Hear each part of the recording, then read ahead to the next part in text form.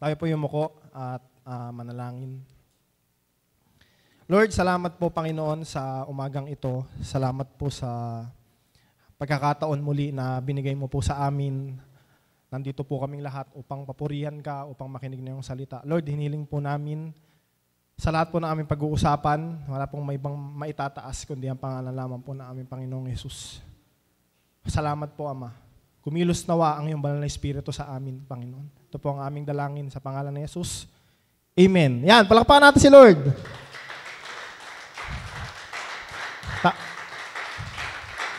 Napansin ko, medyo maraming wala ngayon, no? Kasi yung iba nasa bakasyon, nagpaalam naman, yung iba naman may mga ganap.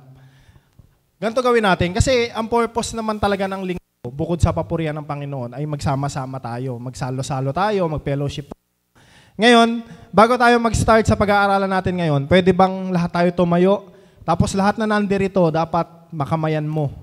Sa mga nanay, mapag-blessan mo, yung mga nanay, makamayan mo. Okay, sige, go! Para meron tayong... Ayan, sige. Lahat na nasa church, ha?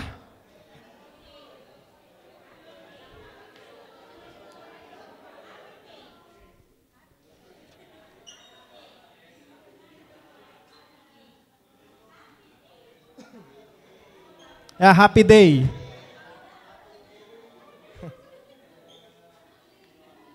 After nyan, tayo mananalangin na ng closing. Ayan na yung victory. Ha? In advance natin yung victory. Ha?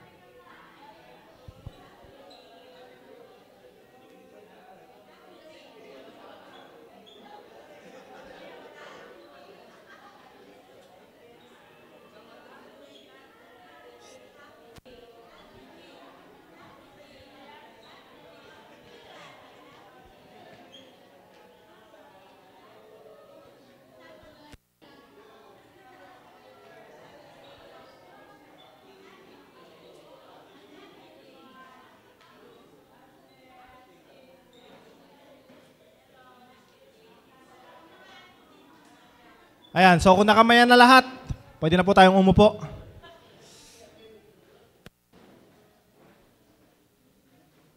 Ayan, sige. Sige, tuloy lang sa mga ongoing. Sino pa yung pinakamaraming nakamayan? May premyo kay Pastor Jello mamaya. No? Okay. Saktong-sakto, kasi nandito kayo ngayon. Kasi ngayon lang ako nagbalik. Hindi, sa ilang buwan, no, medyo hindi tayo nakapag-preach. No? Ngayon lang uli. No? At nagpapasalamat ako sa Panginoon, kay Lord lang ang papuri. Kasi may time uli no, na ako'y nandito bumalik sa ministry ng preaching. No? At alam ko naman na napapansin nyo kay Pastor Ray, kay Pastor Jello, kay Brother Jojo, ang pinag-uusapan na tema natin, simula pa nung una, is all about sanctification. Alam nyo, nung ako yung magpipreach, tapos sinabi sa akin na ang topic natin, sanctification, para sa akin, parang ang lalim niya, no? Parang medyo malawak yung kahulugan niya. So ngayon, i-recall natin, para lahat tayo aligned, lahat tayo nagkakaintindihan, ano nga ba yung meaning ng sanctification? Okay? Bago tayo mag-proceed sa talagang topic natin, title natin ngayon, define muna natin, what is the meaning of sanctification? Okay? Nakalagay dito, sanctification literally means to set apart for special use or purpose. Ibig sabihin daw, ihiwalay ka kasi meron kang purpose. Meron ka gamit, kaya ka ihiwalay. Okay? That is to make holy or sacred. Therefore, sanctification refers to the state or process of being set apart, made holy. Sa Tagalog, ang sanctification ay proseso ng pagiging banal. Pagpapakabanal. Tingnan mo nga yung katabi mo, mukha bang banal? In denial lang, no? So, take note, no? Simula pa nung una na nagpipreach yung mga pastor natin, ang pinag-uusapan natin ngayon ay tungkol sa paano maging banal. Ano yung proseso ng pagiging banal? Iniisip ko yung kagabi, paano nga ba? Kasi pag si Pastor Ruben nagpe-preach dito, walang ganyan yon walang points yon no? Pero ang lagi niyang pinupunto, holiness is a grace from God. Magagawa lang natin yon dahil sa Panginoon. Ngayon iniisip ko, yes, dahil kay Lord, tama talaga yon. Pero ano yung part natin? Ano yung dapat natin gawin? Ayan yung pag-uusapan natin ngayon. So, sige, proceed na. Ang pag-uusapan natin ay why God made you. Sa Tagalog, bakit ka nilikha ng Diyos?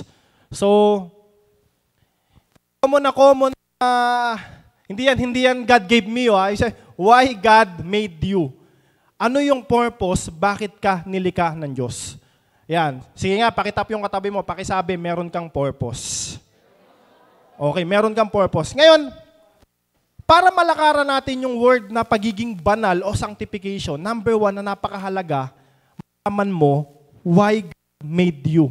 Bakit ka ba nandito? Bakit ka nasa GCM? Bakit ka nabubuhay? Bakit ka upo dyan?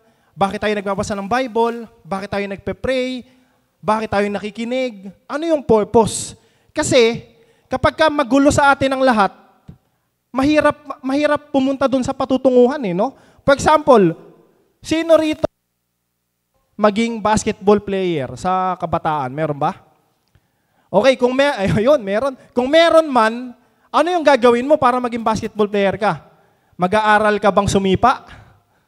Mag-aaral ka bang humiga? Hello? Mag-aaral ka bang matulog? Hindi. Kailangan mo mag-training. So, ibig sabihin, pag alam mo yung purpose na gusto mo, yung gagawin mo, align. Kaya napakahalaga na malaman natin na why God made you. Okay? Buksan natin yung ating Bible. Actually, nakalagay naman na rito, pero samahan nyo na rin akong buksan, no? Para makita natin yung verse natin na pag-uusapan ngayon ay makikita sa Colossus chapter 1, verse 15 to 16. Yan, sige, basahin natin. Sabi sa Colossus 1, verse 15, si Kristo ang larawan ng Diyos na di nakikita. Siya ang panganay na anak at pangunahin sa lahat ng mga nilikha. Verse 16, sapagkat sa pamamagitan niya ay nilikha lahat ng nasa langit at nasa lupa. Ulitin ko, take note. Sa pamamagitan niya ay nilikha ang lahat ng nasa langit, nasa lupa, nakikita man o hindi, pati ang mga espiritual na kapangyarihan, paghahari, pamamahala at pamumuno. Ang lahat ay nilikha ng Diyos sa pamamagitan niya at para sa Kanya. Ulitin ko ang lahat ay nilikha ng Diyos sa pamamagitan niya at para sa Kanya. So dito sa verse na to, masasagot natin yung why God made you. Para kanino daw? Para kanino? Para kay Jesus. So kaya ka pala nandito, para kay Jesus. Yan yung pag-uusapan natin. Yan yung i-deep dive natin ngayon. Ano ba talaga yung meaning ng kaya tayo nandito ay para kay Jesus? Okay? Pero bago nating talakayin yan, meron ako mga napapanood ngayon sa mga Facebook Reels. Actually, nalulungkot ako kasi ito yung purpose ng buhay ng lahat ng tao. Ito yung purpose natin. Pero panoorin nyo yung video na to para maging familiar tayo sa nangyayari.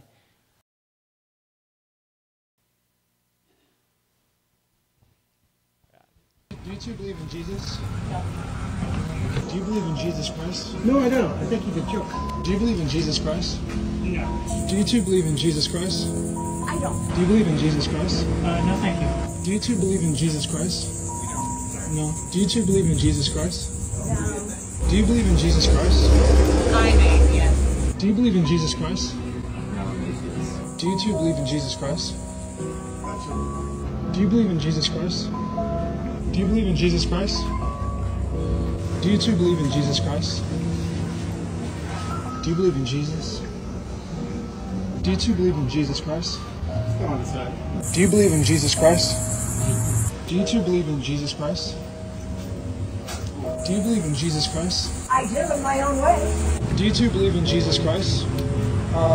Yes, sometimes. Do you believe in Jesus Christ? Sometimes. Do you believe in Jesus Christ? Yes, but that's still a loaded question. Naintindihan nyo? Simple lang yung tanong. do you believe in Jesus Christ? Iba-iba yung sagot. Ayan, yung TikTok na yan, release na yan, in-interview niya yung different nationalities na mga kasalubong niya.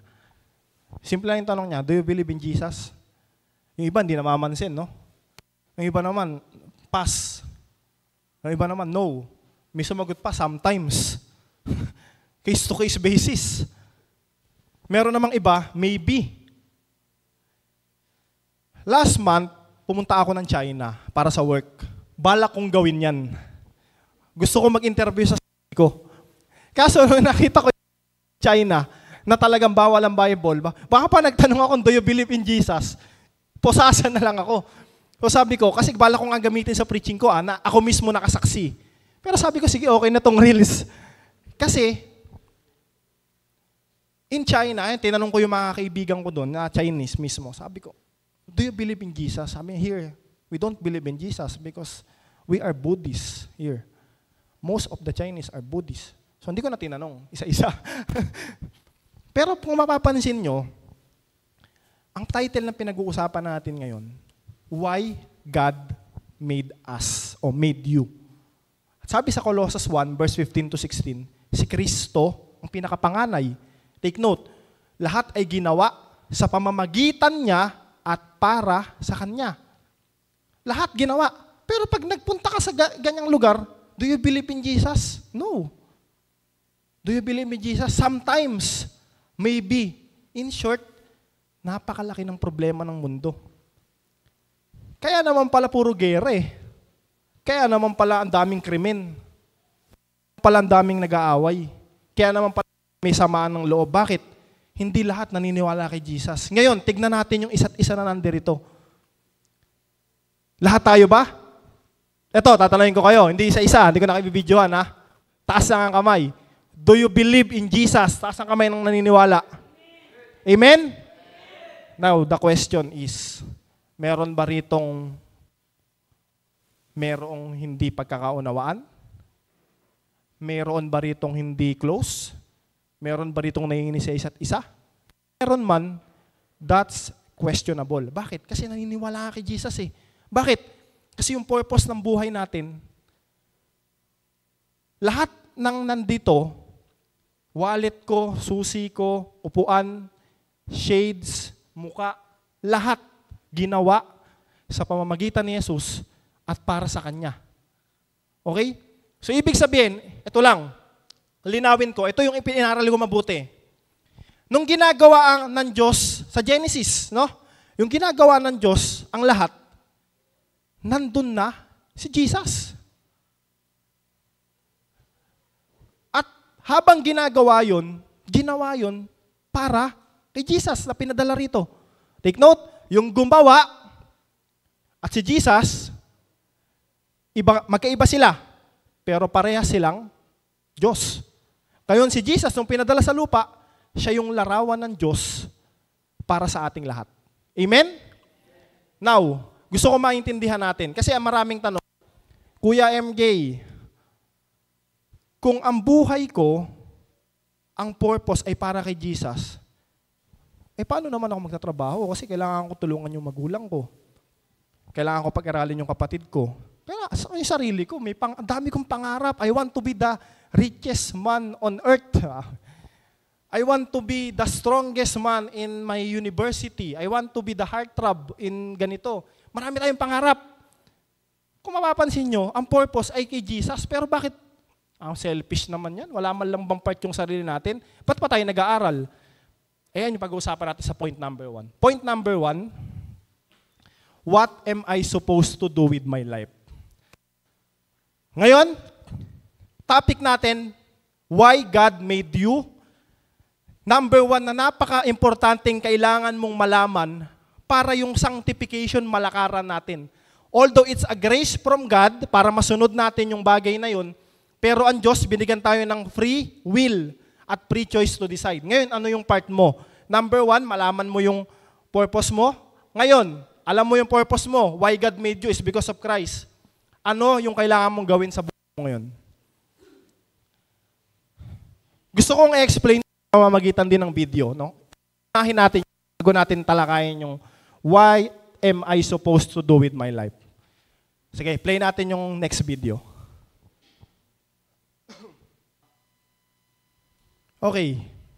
Yun yung video. No? Naintindihan nyo, medyo mabilis magsalita pero understandable naman. Youth, naintindihan nyo. Parents, naintindihan nyo po. What am I supposed to do with my life? Yun yung couple na yun, no? Sila si Bench Manalo, saka si Lovely Manalo. No? Umaattend sila ng, actually, Victory Christian Church sila umaattend. During pandemic, nung pandemic, 2020, nagsimula, hanggang 2022, I think, 2023, ang pinaka-trend nun, live selling. Sila, isa sa pinakamalupit na live seller. Binebenta nila mamahaling bag, mga jewelry. Kapag ka nag-live sila, thousands agad ang nagmamine. Ano sabi doon? Ghost month, kumita sila ng 5 million net. Net. Labas na lahat ng puhunan. Anong sabi nila? Kaya na natin. Isang live selling ko lang, bibili yan. Ang galing ko eh. Pero ano yung testimony nila? Snap o pasend. Lahat ng meron sila na pinahirapan, wash out.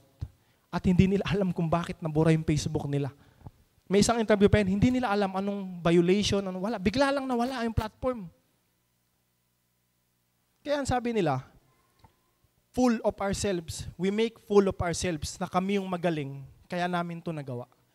Hindi namin alam, na-realize namin na sa pamamagitan niya, nangyari yun, pero ginagawa namin yun nang wala na siya. Yan ang pag-uusapan. What am I supposed to do with my life? Sabi sa Colossus 1, verse 16,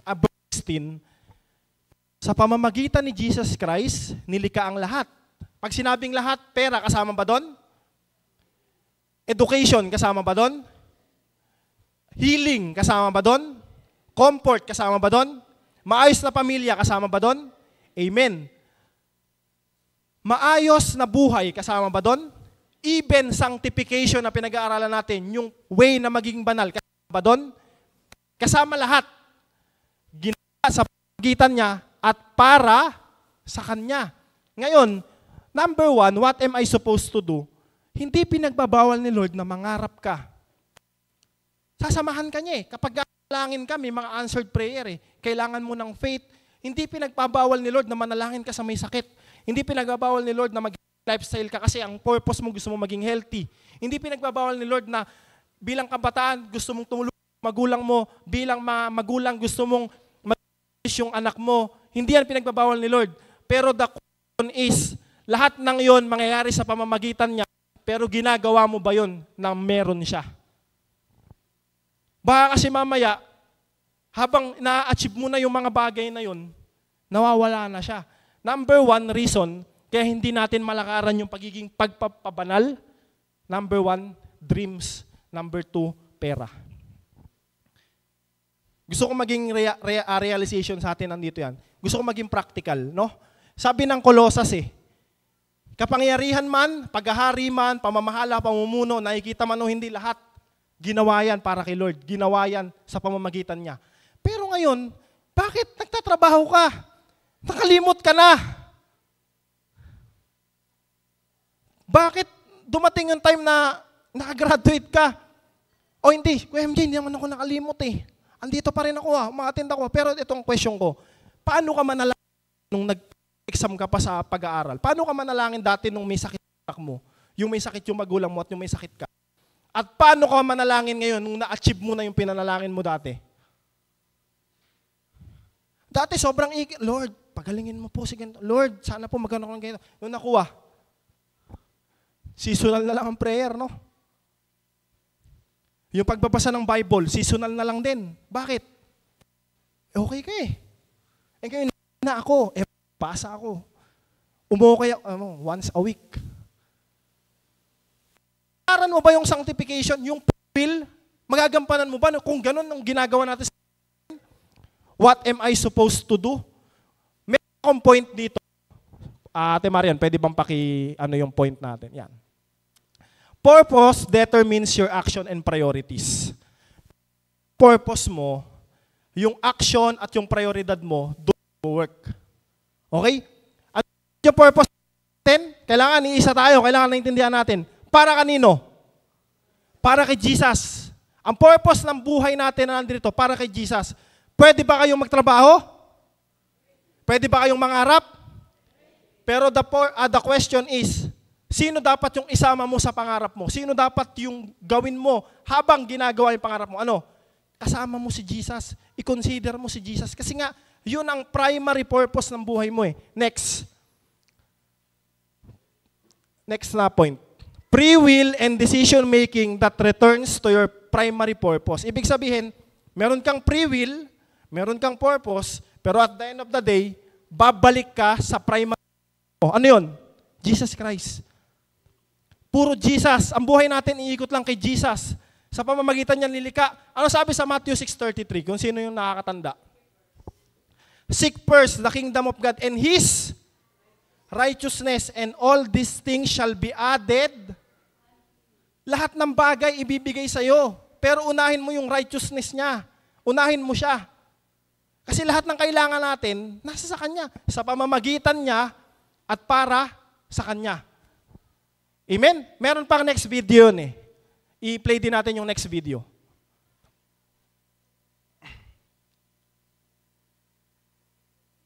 Yes po.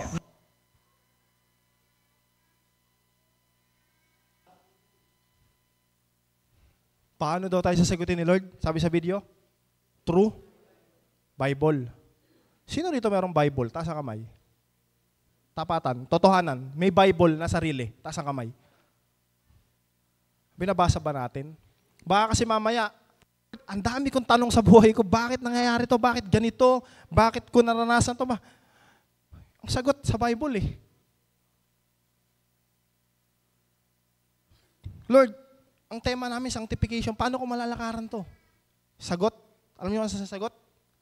Sa Bible. Alam niyo, meron akong kakilala. Hindi ko siya friend, no, pero kakilala ko siya. Kasi kaibigan siya ng boss ko, yung may-ari ng company. Billionaire. Billionaire siya, no. Nakatira siya may bahay siya sa Forbes Park. Pamilyar ba kayo sa Forbes Park, no? Isa sa pinakamamahaling village dito sa Pilipinas. During pandemic, billionaire siya. Ang dami niyang negosyo nag-close. Pero nung ang dami niyang negosyong nag-close, nabawasan yung yaman niya. Hindi na siya billionaire, but still, multimillionaire pa rin siya. Hindi lang siya naging billionaire. Bumaba lang. Ibig sabihin, pag multimillionaire, ang yaman mo pa rin. Ako nga, wala akong milyon eh, di ba? Alam niyo nangyari nung nabawasan yung yaman niya? From billion, naging multimillion. Nag-suicide. Wala na siya, patay na siya ngayon. Nag-suicide siya. Alam niyo kung bakit? Alam niyo kung bakit? Yung purpose ng buhay niya, focus niya, to become a billionaire lang. Walang Jesus. Ito pala pwede mangyari sa'yo. Kapag yung purpose mo na wala si Jesus, yung bagay na meron ka, hindi mo na ma-appreciate. Hindi mo na makikita. Bakit? Kasi nakapokus ka sa gusto mo lang eh. Ang sabi dito, what am I supposed to do with my life? Free will and decision making that returns to primary goal. Ano yung primary goal? Jesus. Gusto mo maging billionaire? Walang masama. Pero primary mo na dapat babalik. Jesus. Nawala yun. Yun yung gusto kong i-remind sa nandito lahat. No? Yung tema natin ngayon. Number 1, why God made you. Colossians 1 verse 15 to 16. Ano yun? Because through Jesus and because of Jesus. Okay? Sige. Point number 2. How can I sustain my life? Sinasagot natin yung mga tanong. Number 1, ano ba yung gagawin talaga natin sa buhay natin? Ngayon naman, paano tayo magsusustain sa buhay? Paano ba tayo magsusustain? Okay? Sino nakakalam nito? Ano to? Favorite tita lang. Coke. Ngayon, ang gagawin ko rito, ito sa Coke, gagawin ko, Alugin ko. Ayan na, naalog ko na. Pag pinuksan ko to, ano mangyayari? Puputok, sasabog, no? O sige, ganito. Wala kasi akong isa pang bottled water. Pero paano kung yung bottled water ko na isa, tubig lang ang laman? Alugin ko ng kagaya pag-alug ko rito. Pag binuksan ko, ano mangyayari? Wala lang. Now, that's my question. Why? Parehas inalog. Response. Alam niyo kung bakit? Magkaiba ng laman. Tignan mo yung katabi mo. Pag ba tayo lahat inalog dito, pare-paras tayo ng response o magkakaiba tayo? Bakit? Magkakaiba tayo ng laman eh. Yung tubig, pag inalog yun, at peace pa rin, kahit buksan mo eh. Ganyan pa rin siya eh. Pero ito, buksan ko to ngayon, malamang may mabasa o ako mabasa. Ay, ang tanong ko, ano mas malinis, tubig o coke? Tubig. Kasi nga, marami nga nagkaka-diabetes dito, sakit sa bato, high blood o kung ano-ano pa man. Sa tubig, wala naman eh. Ngayon, ito ang tanong ko. Kapag pala inalog ka, kaya ka pumuputok, o kaya hindi okay yung response ng katawan mo, hindi response ng buhay mo, marumi na sa loob mo. In short, hindi si Jesus, hindi ko sasabing hindi si Jesus, kulang yung purpose na nalalaman mo na si Jesus dapat yung nananatili lang sa puso mo. Ano man yung mangyari? Nawalan ako ng work. Sobrang depressed ako, hindi mo na ako attend ng church. Bakit? Pag may trabaho na lang, kasi baka sabihin sa church, wala na ako, hindi na ako highlight eh. Bakit ganun yung response? Kasi marumi yung sa puso eh. Hindi lang si Jesus. Ano man ang mangyari sa buhay ng bawat isa? How can you sustain your life kung nasa mo malinis? Jesus, ano pa? Sabi kanina? Word of God. Kasi kapag hindi Word of God yung nasa loob mo, yung pinangahawakan mo, wala kang pangahawakan pangako eh. Kaya nga sa youth, ang gusto ko lagi kayong merong life verse. Yun, galing mo. Bible verse. Life verse. No? Meron akong tinanong dito, what is your life verse? Kuya, hindi ko kabisado eh. Buklating ko lang. Pero at least meron. No? Pero mas maganda, kabisaduhin. Alam niyo kung bakit? Every time na you will encounter trouble, kasi sa mundo natin, sabi nga ng Panginoon, in this world you will encounter trouble, but heart, I'll overcome. Na-overcome ko ng mundo. Di ba? Sabi Jesus, ganon. Ibig sabihin, normal na makakanas ka talaga ng pagsubok. Pero dahil meron kang life verse, pag naranasan mo yun, papasok lagi sa isip mo, nakakaranas ako ng hirap. Pero sabi ni Lord sa life verse ko, do not worry about be anxious for nothing. Huwag akong kabahan. Kasi, tutunan ako ni Lord. Every time na ma-experience ka nun, ang loob mo, Bible verse, nasa loob mo salita ng Diyos, yung response mo iba. Hindi marumi. At ayun yung dapat ma-check natin sa ating lahat. No? Ako, na nandirito, na nagsasalita ngayon, kailangan, ang buhay natin, ang purpose ng buhay natin, nakasentro, only Jesus Christ. Bakit? Kasi napakaganda ng ginawa ni Lord eh. Sige, tignan natin yung Pilipos chapter 2. 6-8. Nasulat to, tol? Sige, ito. Tingnan nyo kung gaano kadakila si Lord. Tingnan nyo. Kahit taglay niya ang kalikasan ng Diyos, hindi niya ipinagpilitang manatiling kapantay ng Diyos. Next. Sa halip, kusa niyang binitawan ang pagiging kapantay ng Diyos at namuhay na isang alipin, ipinanganak siya bilang tao at nang siya'y maging tao, nagpakumbaba siya at naging masunurin hanggang kamatayan, maging ito man ay kamatayan sa krus. Sa ibang version ng 6, kahit siya ay Diyos, hindi niya piniling maging kapantay ng Diyos. Yun yung kadakilaan ni Jesus Christ eh. Na gusto kong maunawaan ng bawat isa eh. Na ang purpose ng buhay natin ay sa Kanya. Kasi grabe yung ginawa niya eh, no? Sobrang humble. nagpakababa. Para kanino? Para sa ating lahat. Now, proseso ng pagpapakabanal, dahil din sa Kanya at sa pamamagitan lang din niya. Pero meron kang part. Kasi meron kang free will, meron kang free choice. At ano yung dapat mong maunawaan, number 1, para magampanan mo yun? Know your purpose. Na para, natin para sa Kanya lang. Kasi tingnan mo yung ginawa niya.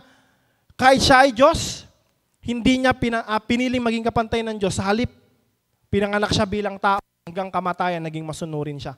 Kahit kamatayan man sa krus. Amen? Pwede ba palakpakan natin si Lord?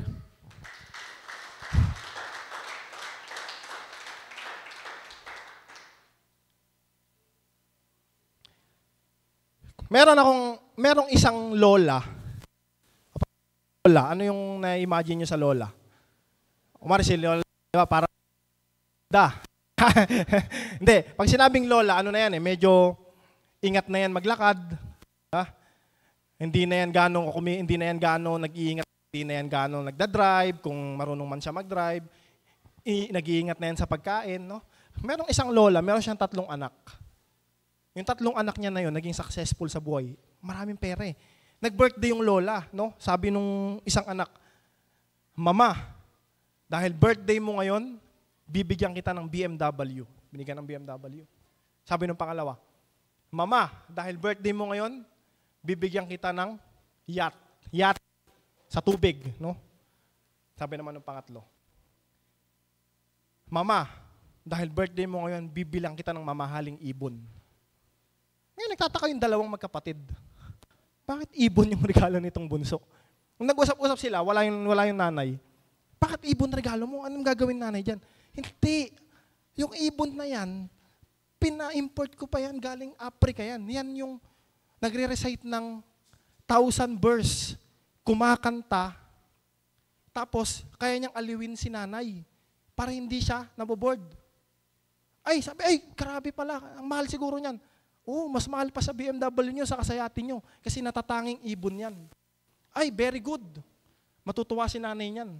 Ngayon, nag-conference call sila, yung bang nagtawag-tawag sila lahat. Sabi nila, Mama, kamusta yung regalo namin? Sabi ng panganay, kamusta yung BMW? Okay naman, masaya ako, kaso lang, alam mo naman, matanda na ako, hindi na ako nagda-drive. So yun naman yung purpose nun, di ba? Para mag-drive ako. Opo, Mama, pero gamitin mo lang siya kapag kailangan mo. Sabi ng pangalawa, Mama, yung yate, okay ba? Okay naman, kaso hindi pa ako nakapagdagat eh. Kasi naggugluta ako. Hindi, joke. Kasi matanda na ako, hindi ko na kaya yung dagat eh. Pero salamat kasi at least kung magagagat ako, may magagamit ako. No? Ito na yung bunso. Sabi nung bunso, Ma, kamusta yung ibon? Sabi nung nanay, ayan ang pinaka-nagustuhan ko. Sabi nung 3, ayan ang pinakamahal. Bakit nyo po nagustuhan? Ang sarap ng lasa.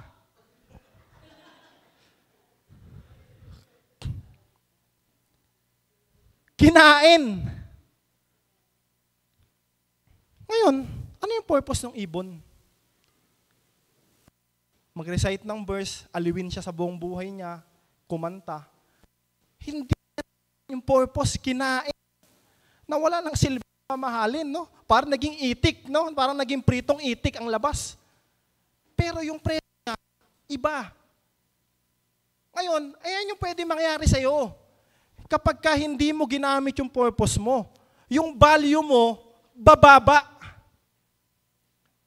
Pag hindi ka nag-focus sa primary purpose, na si Jesus Christ ang primary natin, babalik at babalik, pupunta at pupunta, lahat ng bagay ay kay Jesus Christ. Amen? Next, point number 3, last natin ngayon.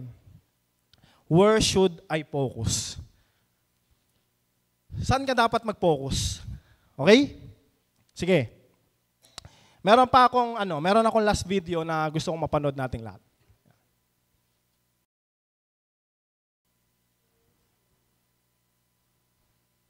Your gas if you could tell me one Bible verse. Can't help you on that. I'll pay for your gas if you could tell me one Bible verse. No, I don't want to do that. I'll pay for your gas if you could tell me one Bible verse. I don't know a one. I'll pay for your gas if you could tell me one Bible verse. Please. I'll pay for your gas if you could tell me one Bible verse. I went to Catholic school, but I can't. I'll pay for your gas if you could tell me one Bible verse. No, I can't do it today. I'll pay for your gas if you could tell me one Bible verse. Sorry. I'll pay for your gas if you could tell me one Bible verse. Tell you a bunch of them. You don't need to pay for my gas, though. Deuteronomy, a man shall not live on bread alone, but every word that proceeds from the mouth of God. James, he who knows the right thing to do and does not do it, to that man it is sin. Are you sure you don't want me to pay? I'm dead positive. Everyone must be quick to listen, slow to speak, and slow to anger. I believe Christ died for us. He's my Savior, so I'm glad to hear he's yours too. If you had one message to the world, what would it be? Besides, don't be a bricklayer.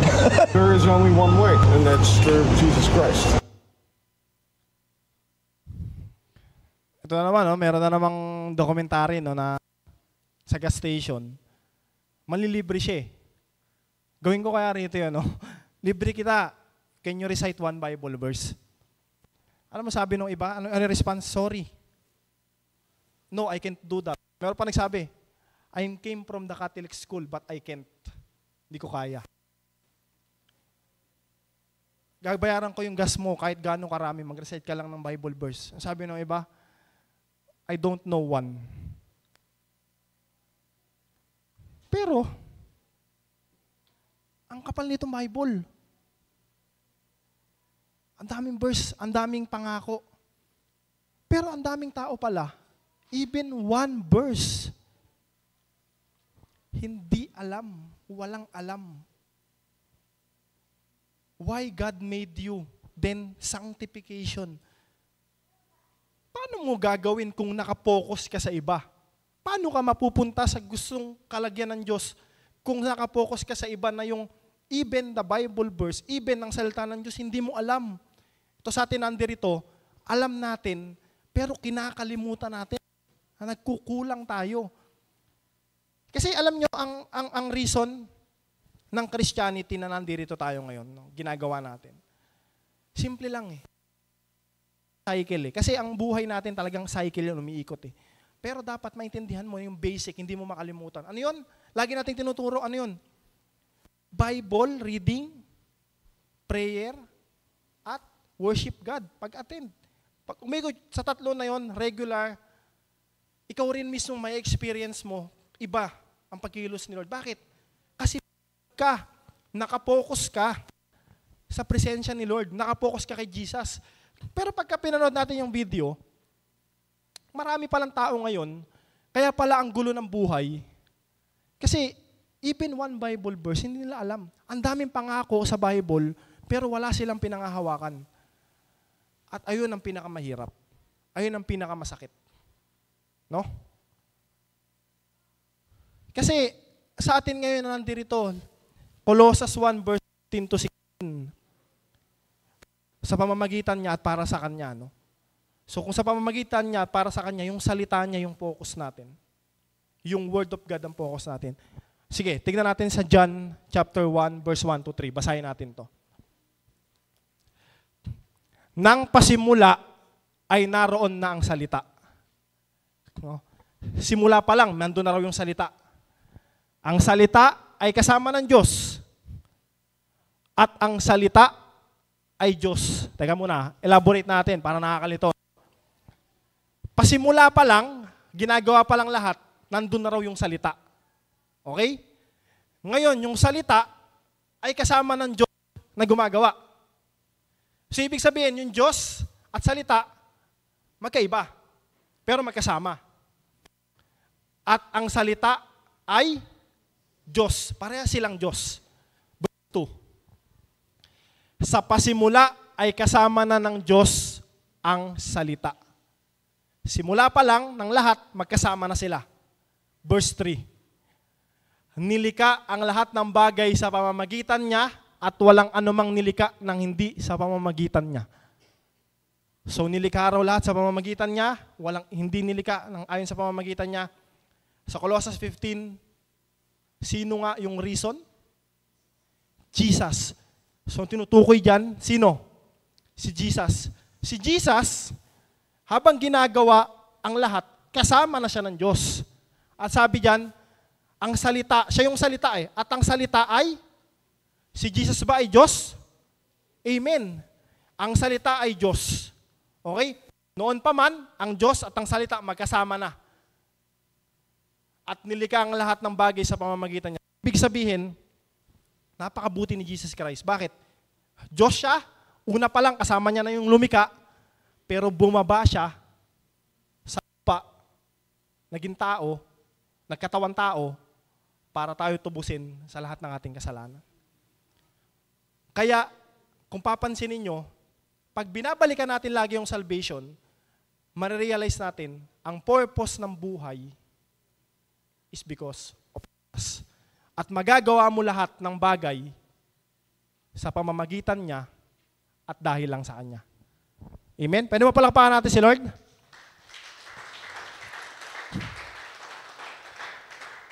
Why God made you? Ayun ang gusto kong maunawaan natin ngayon sa pamamagitan ni Jesus Christ. Ngayon meron akong tanong sa inyo. For example, sa lahat ng babae rito, for example, manganganak kayo, tapos nalaman nyo na ipapanganak nyo, kapalit ni, kilala nyo si Osama Bin Laden? Si Osama Bin Laden, napatay, siya yung pinaka-head ng terorista sa buong mundo. Hanggang gugulo, pumapatay, sobra niya. Ngayon, malalaman nyo na yung ipapanganak nyo, siya yung papalit kay Osama Bin Laden. Ano mararamdaman nyo? For example lang yung iba sabi nung may tinanong ako sa mga ka-opisina, hindi lang ako mag-aanak. Siyempre, ang dami niya papatayin. O kaya magiging next Hitler. Manganganak pa ba kayo pagka ganon? Kung gugustuhin nyo pa ba yun? Sabi nung iba hindi. Sabi nung iba, oo, kaya yung kalooban. Pero ito ang gusto kong maintindihan ng lahat. Ang purpose ng buhay ay dahil sa Panginoon. Ngayon, lahat ng bagay pwede nating ipagkatiwala sa Panginoon. Ngayon, sabi nga ng iba, kung ganon yung kalalabasan ng buhay ko, hindi ko na yun gagawin. Pero hindi mo pa pwedeng mangyari yun eh. Sino ito nakakaalam na ipapanganak niya, magiging successful agad? Sino yung ipapanganak niya, hindi makakaranas sa ganitong bagay? Meron ba rito? Makikita mo yung future? Meron ba rito mas marunong pa sa Diyos? Hindi.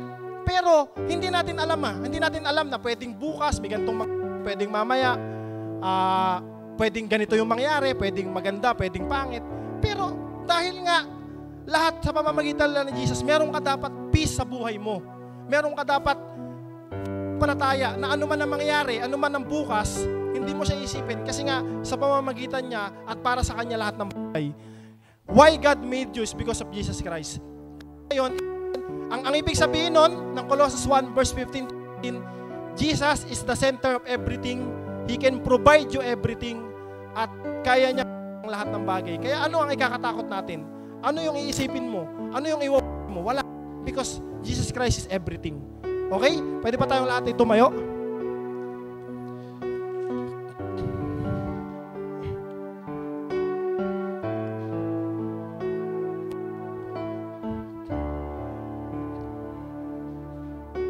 Tayo manalangin.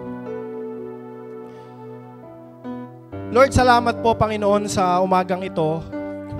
Salamat po, Panginoon, sa realization na binigay mo po sa amin for us to walk on sanctification. We need to know our purpose first, Panginoon. Kailangan maunawaan namin why God made us. Bakit ba kami ginawa? Marami kaming gustong gawin sa buhay namin. Marami kaming gustong i-sustain. Gusto naming mag-focus sa iba't ibang bagay. But the question is, paano kami babalik sa primary purpose namin? At yun ay ikaw, para sa iyo at sa pamamagitan. Tulungan mo po ang iyong mga anak. Patuloy mabigyan ka po namin ng kaluguran sa aming buhay. Patawarin mo po kami, Panginoon, sa aming mga kasalanan, sa aming karumihan. At patuloy nawa, kumilos ka po, Panginoon, sa aming buhay. Extend mo po ito sa aming pamilya na wala man ngayon. Hinihiling namin yung pag-iingat mo at yung pagpapaunawa mo ng lahat ng bagay ng bawat isa magaganap dahil ikaw ang magiging sentro ng aming buhay, na aming mga pamilya, na aming mga kamag-anak at ng aming mga sarili. Lord, patuloy tulungan mo kami na i-examine ang aming sarili sa lahat ng aming pagkukulang, sa lahat ng aming mga worries, doubt. Kailangan maging sentro kami sa iyo kasi yung purpose na bakit kami nandito. kami sa truck, nawala kami, nakalimutan namin yung purpose, maliligaw kami. Mawala na ng silbi at mahihirapan kami. Kaya dapat, Lord, namin sa aming buhay na ikaw lang ang lahat sa amin, Panginoon. Marami pong salamat sa paalala mo sa iyong salita. Maraming salamat po sa araw na to. Purihin ka, dakilain ka. Ito po ang aming dalangin sa pangalan ng aming Panginoong Hesus. Amen. Amen. Palapakan natin si Lord.